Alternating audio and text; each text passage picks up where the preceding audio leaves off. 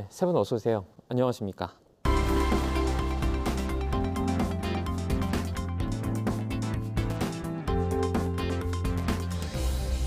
뉴스 리뷰 Y 시작해 봅니다. 먼저 김은정 시청자 평가원이 가져오신 오늘의 주제부터 들어봅니다. 한 초등학교 교내에서 1학년 학생이 피살되는 사건이 일어났습니다. 가해자가 같은 학교 교사로 드러나면서 사회적으로 큰 파장이 일고 있습니다. 가장 안전해야 할 학교에서 일어난 믿기 힘든 범죄에 교육당국과 정치권은 대책 마련으로 분주합니다. 그 과정에서 언론은 정직한 목격자로, 냉철한 검증자로 제 역할을 다하고 있을까요? 오늘 뉴스 리뷰 Y에서는 초등학생 피살 사건 관련 YTN의 보도를 살펴봅니다. 네, 초등학교에서 발생한 정말 안타까운 사건입니다. 발생 초기에는 잘못된 정보로 소모적인 논쟁을 부른다는 지적이 있을 만큼 보도가 앞다퉈 쏟아지기도 했는데요. 관련한 내용으로 YTN 보도는 어땠는지 살펴보도록 하겠습니다. 평가원님. 피해자가 초등학생이고 가해자가 교사라는 점, 범행 장소가 학교라는 점이 많은 사람들에게 충격을 줄 수 있는 사건입니다.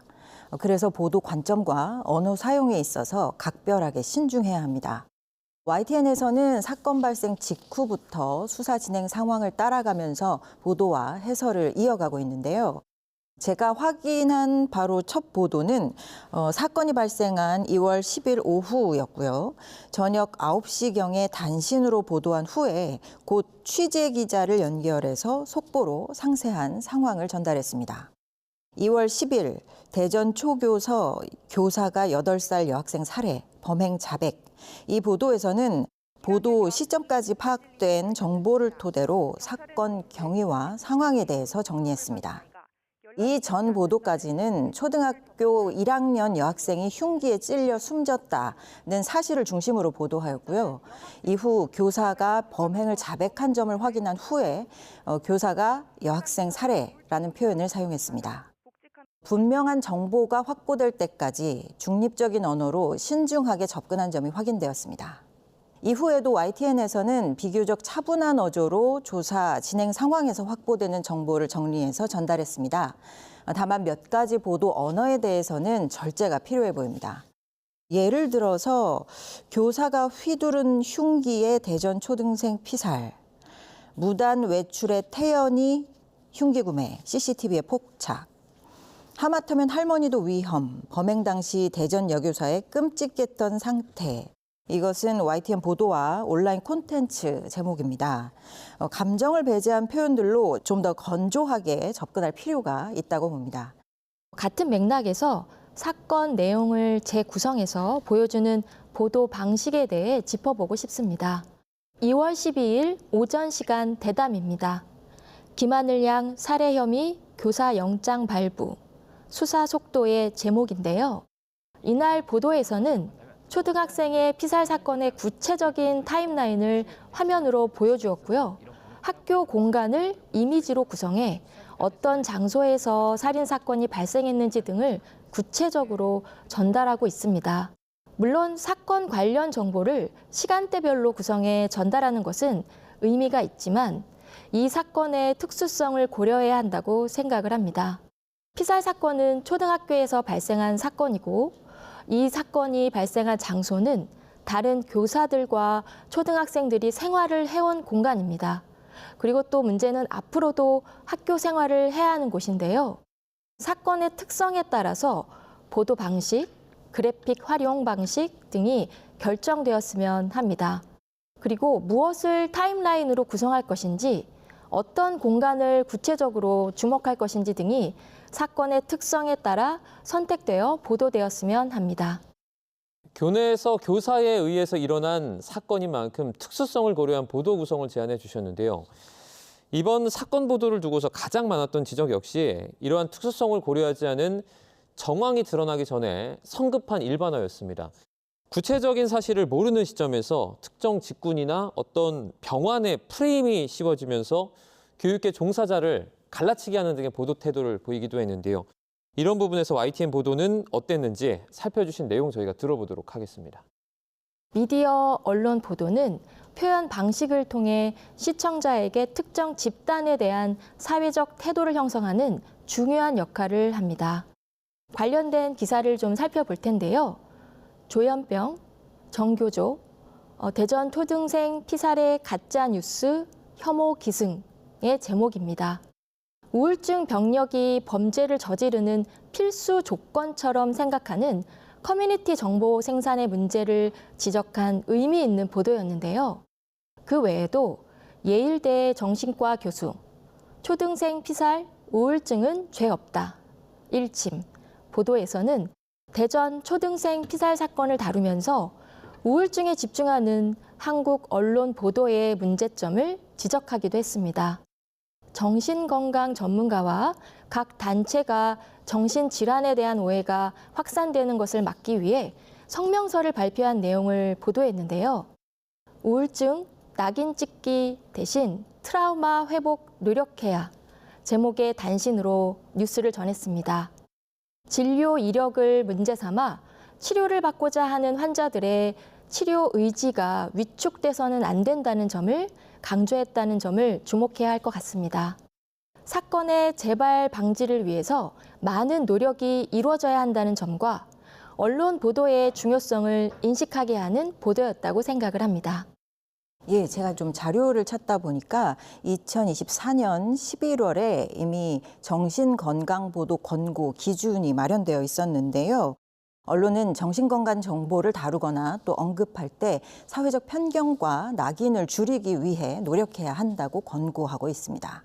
제3조에서는 기사 제목에 정신질환 관련 언급을 지양할 것, 또 4조에서는 정신질환을 범죄 동기, 원인과 연관시키는 데 극히 신중할 것을 권고하고 있습니다. 이러한 기준으로 볼 때 YTN 보도에서는 대체적으로 신중한 보도 태도를 유지하는 가운데 몇 가지 개선이 필요한 부분도 있었습니다. 기사 제목이나 현장 중계 영상 제목에 병명을 언급한 부분입니다. 주로 온라인 기사나 현장 영상 기록에서 발견되는데요. 최근에는 시청자들이 YTN 유튜브 채널과 홈페이지를 통해서 온라인으로 보도를 찾아보는 경우가 많은 만큼 좀 더 세심하게 신경 써야 하겠습니다. 아직 수사가 완결되지 않은 상황이고요. 또 수사 결과 발표와 전문인의 진단이 확정되기 전까지는 사고 원인에 대해서 정신질환이 사고의 유일한 원인으로 연결되는 것에 대해서는 경계해야 합니다. 다시 한번 더 신중하게 보도 언어를 선정해 주시길 부탁드립니다. 네, 사실 이 초기 속보부터 정신질환에 대한 편견, 낙인을 조장하는 표현이 많이 쓰였다 이런 지적도 있었는데요. 실장님께서는 이 부분 어떻게 보셨습니까? 평가원님 말씀하신 정신건강보도 권고 기준 2조에 이 부분이 담겨져 있습니다. 다음과 같은 표현은 정신질환의 편견과 낙인을 강화할 수 있다 해서 예를 들었는데요. 첫 번째는 혐오나 공포를 조장하는 표현입니다. 병원 탈출, 잔혹범죄, 흉기 테러 이런 표현들이고요. 두 번째는 진단명을 정신적 어려움을 겪는 사람의 수식어로 사용한다.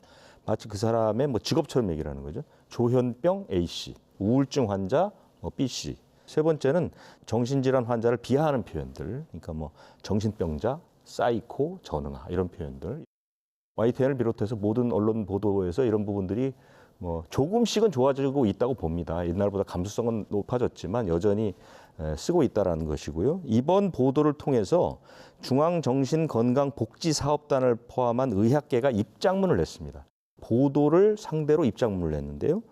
가해자의 특정 진단명이 반복적으로 언급되면서 원인으로 추정되는 것은 편견을 가중시킬 뿐 문제 해결에 도움이 되지 않는다. 이렇게 지적을 하고 있습니다. 그러니까 아마 이 입장문으로 현재의 보도 형태를 가름할 수 있다 이렇게 생각합니다. 이제 편견이나 낙인을 조장하는 그런 표현들이 좋아지고 있지만 아직 좀 부족하다라는 점도 지적을 해주셨습니다. 사건 예방 조치를 제대로 취하지 않은 부분을 두고서 또 책임론이 번지고 있습니다. 또 재발 방지 대책 마련에 관련한 언론의 보도도 이어지고 있는데요. YTN이 전한 이 보도는 어땠습니까? 이번 사건을 일으킨 가해자는 정신건강 문제로 휴직을 한 후 20여일 만에 복직한 상황이었다고 합니다. 그런데 그 건강 문제가 정신질환임이 보도되고 또 경찰 브리핑이 생중계되는 과정에서 우울증이라는 병명이 거론되면서 정신질환과 우울증이 범죄 원인인 것처럼 관심이 쏠리고 있습니다. 그러자 교육 당국과 정치권에서도 교원을 새로 뽑을 때 정신건강 진단을 시행하겠다. 정신질환 후에 복직할 때 면담 평가 절차를 강화해야 한다. 이런 관련 입장을 내고 있고요. 다시 언론이 이를 보도하고 있습니다. 말씀해 주신 것처럼 재발 방지 대책 마련을 위해 조급해진 정치권, 교육부 등의 움직임이 있었는데요. 하늘이법 추진, 폭력성 교원의 직권휴직 등 조치 제목입니다. 전국 17개 시도교육감의 긴급회의를 개최했고 안전한 학교 교육 환경을 위해서 대책 마련을 위한 여러 가지 움직임들을 주목하기도 했습니다. 유족들의 하늘이법 관련 요청의 추진을 위한 노력, 교권의 보호 등 다양한 요소들이 고려되어야 함을 전달했고요. 재발 방지를 위해서는 법 개정이 이루어져야 한다는 현재의 상황을 잘 진단했다고 생각을 합니다. 교원 신규 임용 시 정신건강 진단 시행 예정 관련된 보도에서는 사건 발생 이후 재발 방지를 위해 무엇을 주목해야 하는지에 대한 교육부의 교원 정신건강관리 논의를 위한 전문가 간담회 내용을 보도하였습니다. 다만 정신건강 검증 시스템을 구축하기 위해서는 여러 고려사항이 필요합니다. 질환심의위원회가 존재하지만 잘 운영되지 않는다는 보도가 이뤄진 만큼 관련해서 앞으로도 추가 보도가 이뤄지기를 요청드립니다. 이주호 부총리 겸 교육부 장관은 구체적인 대책 마련을 위한 차담회를 열었는데요. 여기에는 일선 학교 교사와 정신건강 전문가 등이 참석했습니다. YTN에서는 그 현장을 찾아서 이주호 부총리의 모두 발언을 실시간으로 전했습니다. 이 발언에서 이주호 부총리는 교원을 새로 임용할 때에 정신건강 진단을 시행하고 또 재직 교원을 대상으로 주기적인 심리검사를 진행할 예정이라고 밝히고 있습니다. 그렇지만 아직 명확한 수사 결과가 나오지 않은 상태이고요. 그러다 보니 사건의 발생 원인이 무엇인지 면밀하게 분석되지 않은 상태입니다. 그런데 교육부와 정치권의 대책을 보면 교원의 정신질환 문제가 원인임을 전제로 추진하는 정책인 것으로 보입니다. 원인 진단이 정확하지 않은데 그 대책이 문제를 해결할 수 있다고 확신할 수 없는 상황입니다. 그래서 이 점을 짚는 후속 보도를 기다리고 있었는데요. 이틀 뒤인 2월 16일 하늘이법 급물살, 교원 심리검사 등 실효성 관건, 이 보도에서는 이주호 부총리의 발표를 토대로 교원에 대한 정신건강 진단 정책이 실효성이 있을지 의문을 제기하고 있습니다. 이주호 부총리는 신규 교원은 임용할 때 재직 교원은 주기적으로 정신건강 진단 시행을 추진하겠다고 했는데요. 이 검사가 어떤 수준으로 이루어지고 또 나온 결과를 어떻게 관리할지가 관건이라는 점을 짚고 있습니다. 정신건강은 매우 예민한 개인정보죠. 그래서 정밀한 진단보다는 현재 기분 상태 등을 확인하는 데 그치거나 또 낙인 찍힐까 우려해서 거짓으로 답변하거나 치료를 회피할 가능성도 제기하고 있습니다. 또 교직 수행이 어려울 경우 정부가 직권 휴직 등의 강제 조치를 한다는 방침은 얼마나 세부적으로 그 기준을 마련할지도 성패를 가를 것으로 이 보도에서는 예상하고 있습니다. 이러한 강제 조치 전에 의무적으로 진단과 치료를 받도록 하는 것이 더 현실적일 수 있다는 관점도 담았습니다. 중요한 문제를 관리하려는 정책이니만큼 문제에 대한 정확한 진단과 이를 해결할 수 있는 실효성 검증은 더욱 철저하게 이루어져야 하는데요. 정책 검증의 역할을 수행하는 좋은 관점의 보도였습니다. 네, 앞으로 수사 상황을 전하는 보도나 또 그 현장의 목소리를 반영한 실질적인 대책 마련, 그 진행 상황이 후속 보도를 통해서 전해질 것 같은데요. 오늘 지적이 된 이 부분들이 앞으로 이어지는 보도에도 좀 반영이 됐으면 좋겠네요. 큰 사건이 터지게 되면 정부 쪽의 비판들이 막 몰리지 않습니까? 그렇게 되면 정부가 이 비판을 빨리 벗어나기 위해서 급하게 대책을 마련하거든요. 그런데 급하게 대책을 마련하다 보니까 두 가지 문제가 생기는 것이죠. 첫 번째는 현장의 목소리를 제대로 듣지 않는다는 점, 또 하나는 비판받은 지점만 개선한다는 점이죠. 그래서 또 다른 문제점이 나오는 겁니다. 이번도 지금 18일에 교육부가 이제 대응 방안을 내놨거든요. 그래서 이제 하늘이법을 추진하겠다 이렇게 얘기를 했는데 그 내용이 아까 그 평가님 얘기하신 것도 있지만 제가 볼 때 문제가 되는 지점은 어디에 있냐면 질환으로 갈등을 일으키거나 학생들 교사에게 뭐 위해를 가할 가능성이 있으면 학교장이 학생과 긴급 분리하도록 해놨다 이렇게 그걸 법으로 만든다는 거죠. 두 번째는 뭐냐면 정신적, 신체적 질환으로 근무가 어려운 교사는 위원회를 만들어서 교육감이 직권으로 휴직도 시킬 수 있고 나중에 복직을 원할 때 복직을 안 시킬 수도 있다는 겁니다. 이것도 다 법으로 만든다는 거거든요. 자, 이 두 가지가 어떤 문제를 일으킬 수 있냐. 첫 번째는 어떤 교사가 학교 측에 문제 교사로 찍히게 될 경우에 사실은 이 교사가 문제가 있다고 해서 학교장이 분리를 시켜버릴 수가 있거든요. 물론 이렇게 되면 안 되겠지만 그런 여지가 있다는 것. 그래서 이것이 이 대책이 문제점을 갖고 있다는 것이고요. 또 하나는 뭐냐면 교원들이 스스로 정신건강 문제를 은폐할 가능성이 매우 높아졌습니다. 이건 평가원님께서 어느 정도 지적을 해주셨지만 내 정신적으로 문제가 있다는 것이 드러날 경우에 위원회를 통해서 휴직이 강제로 될 수 있고 나중에 복직도 안 된다면 교사들이 그것을 밝히기보다는 숨기려고 하겠죠. 피해 학생 아버지가 이 사건이 일어난 다음에 기자회견에서 이런 얘기를 했습니다. 정부가 법을 만들어서 심신미약 교사들을 치료받을 수 있도록 해달라 이렇게 얘기를 했습니다. 이 뭐냐면 교사들이 뭐 정신적으로 뭐 어떤 그 장애가 있다면 학교나 교육 당국이 치료를 해줘야지 지금처럼 분리를 하거나 업무를 배제하는 방향으로 가면 안 된다는 것을 피해자의 가족이 얘기했다는 것이죠. 교육 당국은 이 부분을 좀 명심할 필요가 있다 이렇게 생각됩니다. 네, 빠른 조처도 중요하겠지만 서두르다가 발생하는 어떤 부작용도 깊게 고려를 할 필요가 있다라는 부분까지 말씀해 주셨습니다. 그럼 오늘 뉴스 리뷰 와이 내용 정리해 보겠습니다. 이것만은 꼭 시간인데요. 평가원님부터 한 줄로 오늘 요약해 주시죠. 이성의 렌즈로 보고 전달하고 검증해야. 초등학교에서 학생이 교사에 의해 희생된 사건. 우리 경험에도 상식에도 없던 일입니다. 무슨 일이 일어났는지 똑바로 바라보고 감정을 자제한 채 사실을 알리고 원인을 제대로 짚어 문제를 해결할 수 있는 정책인지 검증하는 일. 언론이 담당해야 할 사회적 역할입니다.